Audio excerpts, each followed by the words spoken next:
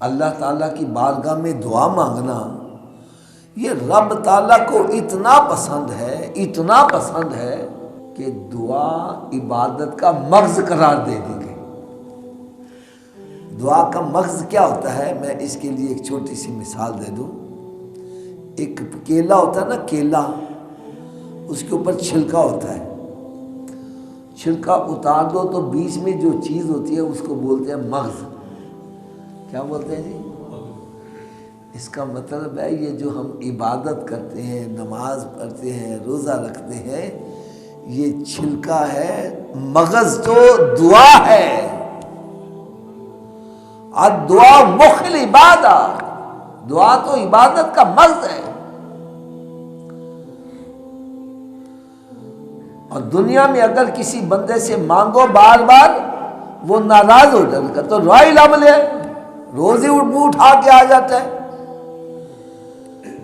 لیکن ایک اللہ کی ذات ہے، اس سے نہ مانگو تو وہ ناراض ہوتا ہے، ارے جتنا اس سے مانگو اتنا ہی وہ خوش ہوتا ہے۔ رب تعالیٰ نے ارشاد فرمایا، میرے پیارے حبیب صلی اللہ علیہ وسلم، اگر آپ چاہیں تو میں پہاڑ سونے کے بنا دوں اور آپ کے ساتھ چلا کریں، جہاں آپ جائیں وہ آپ بھی چل کے جایا کریں۔ تو میرے آقا صلی اللہ علیہ وسلم رب کی بارگاہ میں عرض کرتے ہیں، مالک مولا، میں تو چاہتا ہوں مجھے ایک وقت کا کھانا ملے، دوسرے وقت کی فکر ہو، میں تجھ سے مانگوں، تیرے ساتھ میرا تعلق جڑا رہے گا۔ تو جتنی بھی رب تعالیٰ سے دعائیں مانگو گے، رب تعالیٰ اتنا خوش ہوگا۔ اب مجھے یقین جانو اس پہ بھی حیرانگی ہوتی ہے، کوئی بتا دعا مت مانگو جی، کوئی کہتا ہے نماز جنازہ کے بعد دعا نہ مانگو، کوئی کہتا ہے فرض نماز کے بعد دعا نہ مانگو۔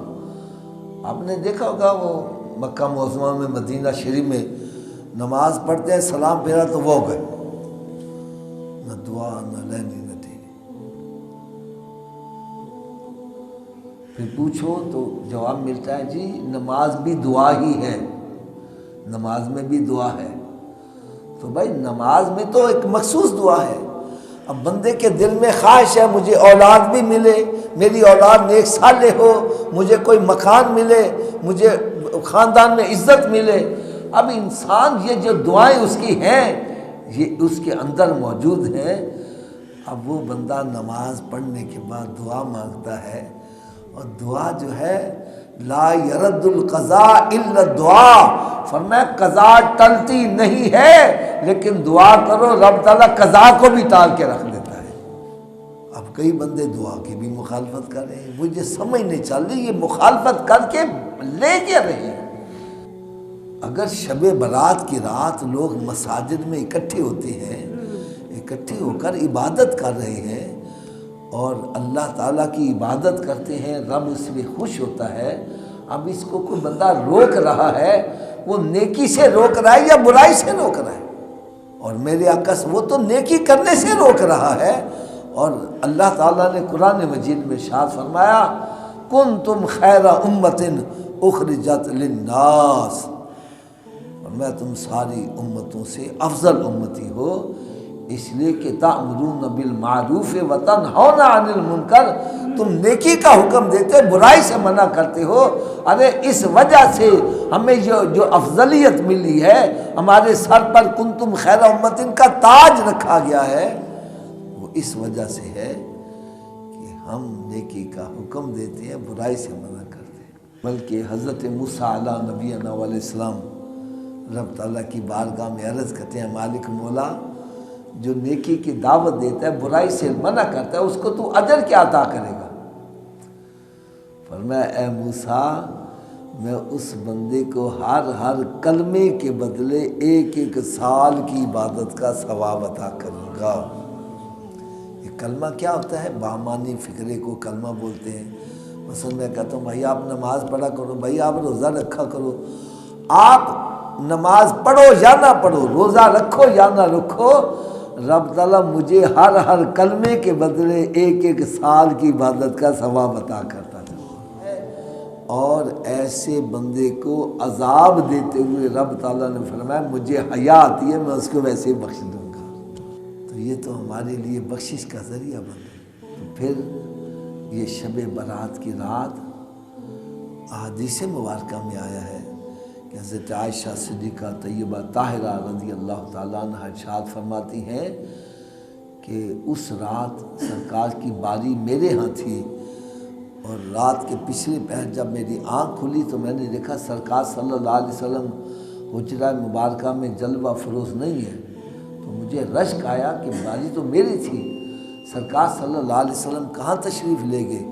کیونکہ ایک نیک بندے کی صحبت مل جائے تو بندے کی کایا پلٹ جاتی ہے، جس کو اللہ کے نبی، اور نبی بھی وہ جو امام الانبیاء ہیں، ان کی صحبت ملے تو ان کو کتنا رشک آتا ہوگا، تو وہ کس طرح انتظار کرتی ہوں گی، یار میرے آقا صلی اللہ علیہ وسلم کی تو ایسی ذات اقدس ہے، میں کہتا ہوں انسان تو انسان رہ گیا، سرکار کی جدائی میں خشک تنا بھی روتا ہوا نظر آ رہا ہے۔ اللہ یار فاصلہ کتنا تھا،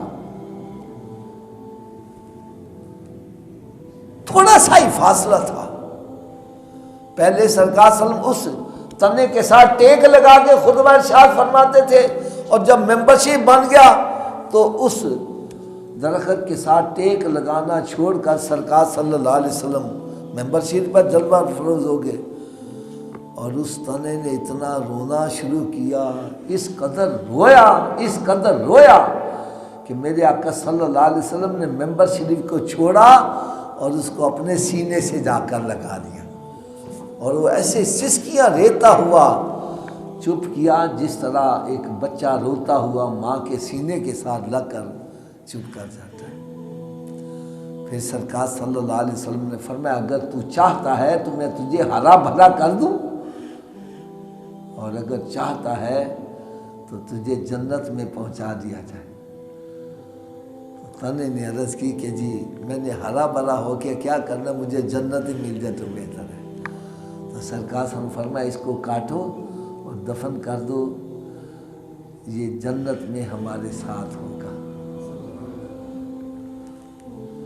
استن حنانہ آج بھی مسجد نبوی شریف میں اس کے نام کا ستون بنا ہوا ہے، استن حنانہ کا۔ تو میرے آقا صلی اللہ علیہ وسلم کی جدائی میں تو خشک تنے بھی رو رہے ہیں، تو ازواج مطہرات سرکار کی جدائی میں ان پر کیا بیتی ہوگی۔ فرماتی ہے میں باہر نکلی تاکہ مجھے سرکار صلی اللہ علیہ وسلم کا پتہ چلے، تو دیکھا سرکار صلی اللہ علیہ وسلم جنت البقیع میں سجدے کی حالت میں ہے، اور رو رو کر رب تعالیٰ سے دعائیں مانگ رہے ہیں۔ فرماتی جب میں نے یہ کیفیت دیکھی میں جلدی سے اپنے حجرے میں واپس آ گئی۔ پھر تھوڑی دیر کے بعد سرکار صلی اللہ علیہ وسلم بھی جلوہ فروز ہوئے، اور ارشاد فرمانے لگے عائشہ کیا یہ تو سمجھتی تھی کہ تیرے ساتھ اللہ اور اللہ کا رسول زیادتی کرے گا؟